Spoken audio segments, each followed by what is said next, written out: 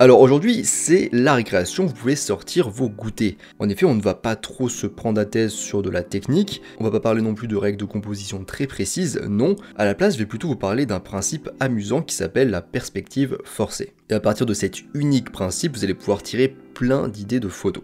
Allez, en avant, bien grand. Avant de commencer, je vous rappelle que sur mon site photomaniac.fr, vous pouvez accéder à ma formation gratuite sur les bases de la photographie, donc je vous invite à vous y inscrire si ça vous intéresse. Alors déjà, qu'est-ce que la perspective forcée? Alors vous n'avez peut-être jamais entendu le terme de perspective forcée, et pourtant vous avez déjà dû en voir sans vous en rendre compte sur des photos qui traînent sur le net ou sur les réseaux sociaux.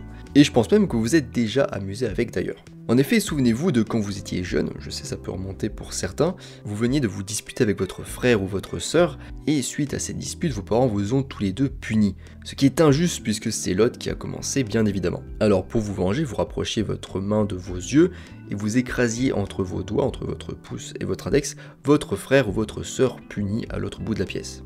Et bien en gros, c'est ça la perspective forcée. C'est une illusion d'optique qui donne l'impression que des éléments du premier plan et de l'arrière-plan se trouvent dans un même plan sur votre photo, alors que ce n'est pas le cas dans la réalité bien sûr.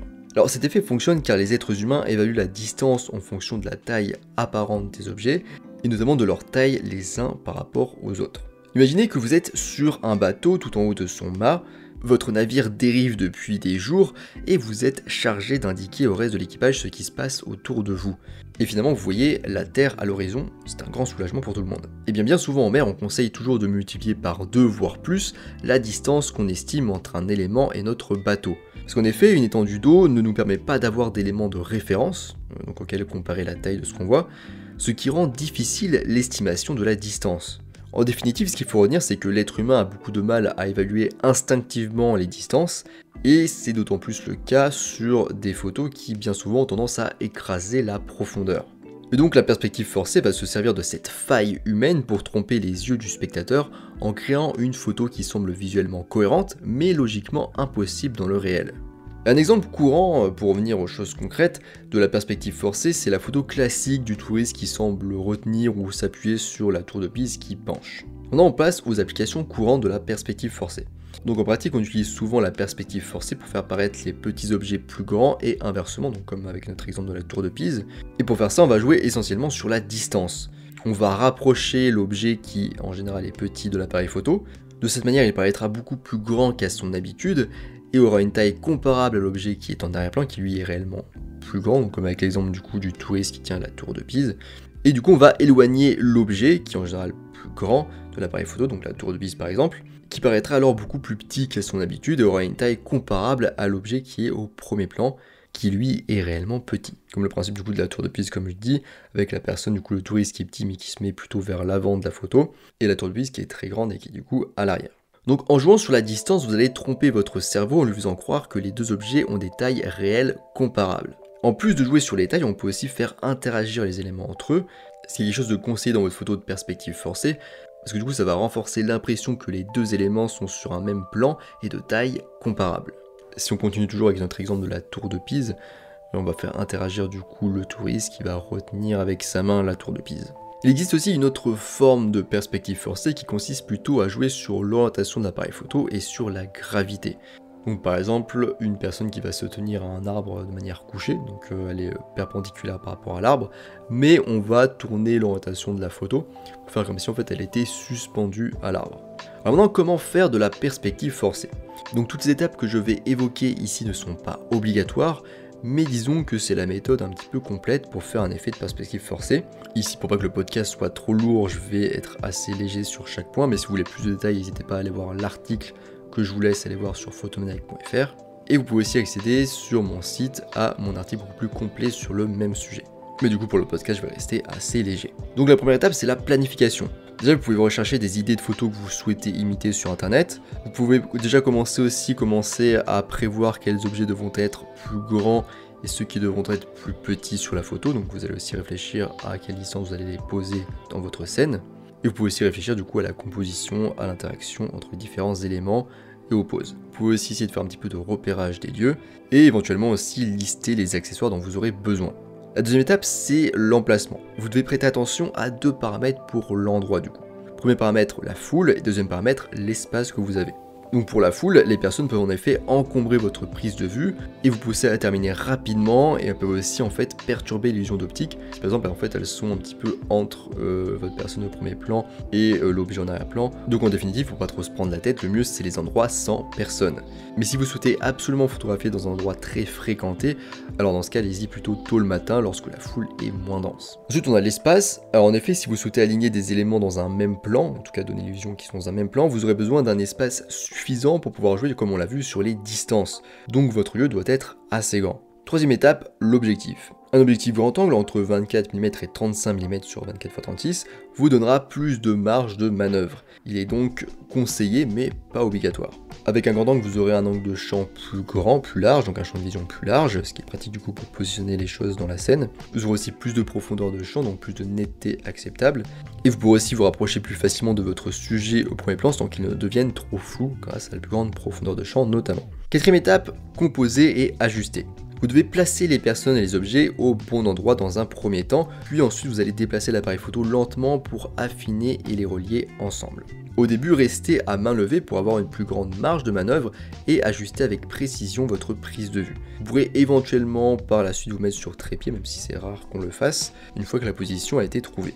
Pour la composition, donc je ne vais pas y revenir, j'ai fait plein d'articles dessus là-dessus, mais vous pouvez également utiliser les mêmes que d'habitude, comme voilà, la règle des tiers, la spirale dorée, tout ce que vous voulez. Mais en revanche, un aspect très important dans la composition de la perspective forcée, ça va être l'angle de la prise de vue et le choix de l'angle de prise de vue.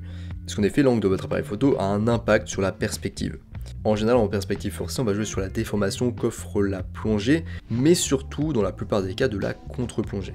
Alors petite remarque, les illusions d'optique nécessitent une composition quasiment parfaite.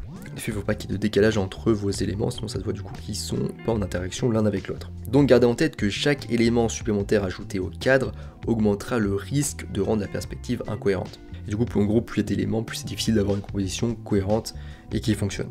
Donc assurez-vous toujours que tout ce qui se trouve dans le cadre contribue bien à l'illusion d'optique, et non l'inverse. Quatrième étape, la lumière. Donc la loi du carré inversé, donc j'ai déjà fait une vidéo, un podcast là-dessus, je vous conseille d'aller voir tout ça. Je vous réexplique tout ça brièvement. Donc la loi du carré inversé nous dit qu'une source lumineuse doit être 4 fois plus intense pour produire le même éclairement sur un objet 2 fois plus éloigné. Je vous la fais plus simple, mais donc en gros pour créer l'illusion qu'un objet éloigné se trouve à la même distance qu'un objet proche, il va falloir beaucoup plus de lumière sur l'objet qui est éloigné. En tout cas, si la source vient par exemple en frontale sur d'abord l'objet qui est proche, puis après l'objet qui est derrière, il y aura beaucoup moins de lumière qui vont l'atteindre et ça se verra. Et d'ailleurs ça, les peintres l'avaient très bien compris parce qu'en effet, pour donner l'impression que des éléments étaient loin dans une scène, ils utilisaient des couleurs beaucoup plus sombres pour ces derniers et pour les éléments les plus proches des couleurs plus claires. Bon, je vous cache pas, gérer la lumière pour la perspective forcée, c'est loin d'être une mince affaire, notamment en extérieur. Donc en général, on essaie juste de l'homogénéiser à peu près, ou en tout cas de ne pas photographier avec une lumière frontale, mais plutôt qui vient sur le côté, pour essayer un petit peu d'homogénéiser la lumière qui vient sur les deux sujets. Cinquième étape, la bonne ouverture. Donc vous allez jouer sur les distances entre deux objets, comme on l'a vu, et pour qu'ils rentrent tous les deux dans la zone de netteté acceptable, vous aurez besoin d'une grande profondeur de champ. C'est pourquoi vous utiliserez une petite ouverture comme f16 par exemple. Mais du coup vous allez perdre beaucoup de lumière, donc pensez-y. Vous devrez donc compenser en allongeant le temps de pause, éventuellement en vous mettant sur trépied, et en augmentant les ISO ou en rajoutant de la lumière carrément. Sixième étape, la mise au point. Donc vous avez plusieurs options qui s'offrent à vous pour la mise au point. La plus simple c'est de faire la mise au point sur l'objet le plus proche, ça devrait fonctionner en général. Un peu plus complexe de faire la mise au point entre les deux objets en mode manuel probablement, ou en positionnant un élément entre les deux, en faisant la mise au point automatique dessus puis en passant en manuel pour la bloquer, ou encore plus complexe de faire la mise au point à un tiers de la distance entre les deux objets, un tiers du coup derrière l'objet le plus proche, ou en mettant un objet à un tiers de la distance entre les deux personnes en faisant la mise au point automatique dessus puis en bloquant en manuel. Alors comme on l'a déjà vu avec l'effet de maquette, donc c'est un sujet que j'ai déjà abordé en podcast et en vidéo et avec un article dessus, les objectifs à bascule et décentrement permettent de déplacer le plan focal pour mettre deux objets distants dans ce même plan, et donc les avoir tous les deux parfaitement nets, et ce qui peut être du coup intéressant dans notre cas. En tout cas si vous en avez un ici, ça peut être intéressant de le sortir. Parce qu'en effet ça coûte très cher, donc n'achetez pas un objectif à bascule et centrement juste pour vous amuser à faire de la perspective forcée, à moins que vous ayez les moyens. Alors je pense que vous l'aurez compris, prendre des photos en perspective forcée ça demande pas mal de mise en place si on veut faire les choses bien carrées, et donc vous pouvez rarement faire ces photos tout seul, donc vous aurez sans doute besoin d'humanoïdes pour vous aider, ou au moins comme sujet. Sinon vous pouvez aussi vous servir d'accessoires comme le fait Michael Hughes, donc Michael M-I-C-H A-E-L, plus loin H-U-G-H-E-S, Hugh donc. En fait, il fait des photos de voyage où il met des souvenirs, des objets de souvenirs dans ses photos, dans ses scènes qui sont assez marrantes. Par exemple, à Londres, il va mettre une cabine téléphonique de Londres dans sa scène avec sa main comme ça. Donc c'est assez intéressant comme photo si vous voulez pas vous servir d'être humain. Ensuite, la perspective forcée au cinéma. Donc pour finir, c'est un petit peu hors sujet, je sais, mais je trouve ça toujours intéressant de faire des ponts entre différents domaines, parce que le cinéma et la photo, c'est assez proche finalement comme domaine. Donc au cinéma aussi, la perspective forcée a été et est encore parfois utilisée, notamment pour faire des effets spéciaux. On a notamment Georges Méliès, qui était français, qui jouait beaucoup sur les perspectives dans ses films pour créer des scènes surréalistes. Comme dans ses courts-métrages comme L'homme à la tête en caoutchouc en 1901 et Le nain et le géant en 1901 aussi. Les films du Seigneur des Anneaux ont aussi utilisé intensivement la perspective forcée.